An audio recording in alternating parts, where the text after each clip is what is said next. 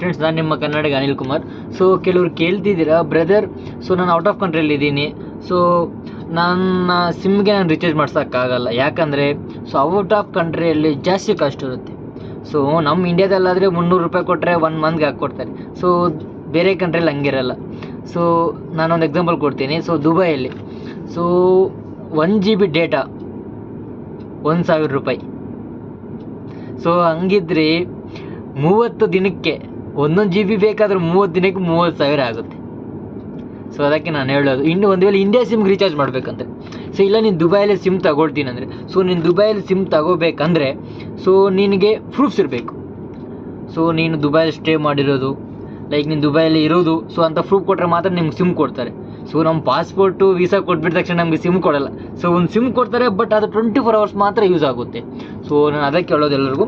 So ನಮ್ಮ India people's ಏನಾದರೂ ಬೇರೆ ಕಂಟ್ರಿಗೆ ಹೋದರೆ VPN ಅಂತ, ಸೊ VPN ಅಂತ ಒಂದು ಆ್ಯಪ್ ಇದೆ. ಸೊ ಮತ್ತೆ ಬಂದುಬಿಟ್ಟು ಇನ್ನೂ ಕೆಲವಾರು ಆ್ಯಪ್ಗಳಿದ್ದಾವೆ. ಸೊ ನಾನು ಪ್ರಾಪರಾಗಿ ಯೂಸ್ ಮಾಡ್ತಿರೋದು VPN. ಸೊ VPN ಯೂಸ್ ಮಾಡಿದ್ರೆ ಸೊ ನೀನು ಇನ್ಸ್ಟಾಗ್ರಾಮಲ್ಲಾದರೂ ಕಾಲ್ ಮಾಡ್ಕೋಬೋದು, ನೀನು ವಾಟ್ಸಪ್ಪಲ್ಲಾದರೂ ಕಾಲ್ ಮಾಡ್ಕೋಬೋದು, ನೀನು A-Z ಯಾವುದ್ರಲ್ಲಾದರೂ ಕಾಲ್ ಮಾಡ್ಕೋಬೇಕು VPN. ಸೊ VPN ಏನಂದರೆ, ಸೊ ನಮ್ಮ ಸಿಮ್ನ, ಸೊ ಒಂದು ವೇಳೆ ನಿಮ್ಮ ಹತ್ರ ಸಿಮ್ ಇದೆ ಬಟ್ ಅದ್ರ ರೀಚಾರ್ಜ್ ಮಾಡಿಸಿಲ್ಲ, ಸೊ ನೀವು ಬೇರೆ ವೈಫೈನ ಲೈಕ್ ಬೇರೆಯವ್ರ ನೆಟ್ನ ಯೂಸ್ ಮಾಡ್ಕೊಳ್ತಿದ್ದೀರ. ಸೊ ಅದನ್ನು ನಮ್ಮ ಇಂಡಿಯಾಗೆ ಹೆಂಗೆ ಕಾಲ್ ಮಾಡೋದು ಅಂತ ಏನಿಲ್ಲ, ನಾರ್ಮಲ್ಲಾಗಿ. ಸೊ VPN ಅಂತ ಒಂದು ಆ್ಯಪ್ನ ನೀವು ಡೌನ್ಲೋಡ್ ಮಾಡ್ಕೊಳ್ಳಿ. ಸೊ ಅದ್ರಾಗೆ ಅಲೌನ್ಸ್ ಕೊಟ್ಬಿಡಿ ಎಲ್ಲ. ಸೊ ಅಂದರೆ ಅದ್ರಿಗೆ ಒಂದು ಇದಿರುತ್ತೆ, ಲೈಕ್ ಅಲೋ ನಾಟ್ ಅಲೌಡ್ ಅಂತ. ಸೊ ಅಲೌಡ್ ಕೊಟ್ಬಿಟ್ರೆ ಸೊ ಅದು ಮುಂದೆ ಮೂವ್ ಆಗುತ್ತೆ. ಸೊ ನೀವು ಆರಾಮಾಗಿ ನಿಮ್ಮ ಮನೆಯವ್ರನ್ನ ಕಾಲ್ ಆಗಿರ್ಬೋದು, audio video A to Z ಎಲ್ಲ ಮಾತಾಡ್ಕೋಬೋದು. Thank you to all.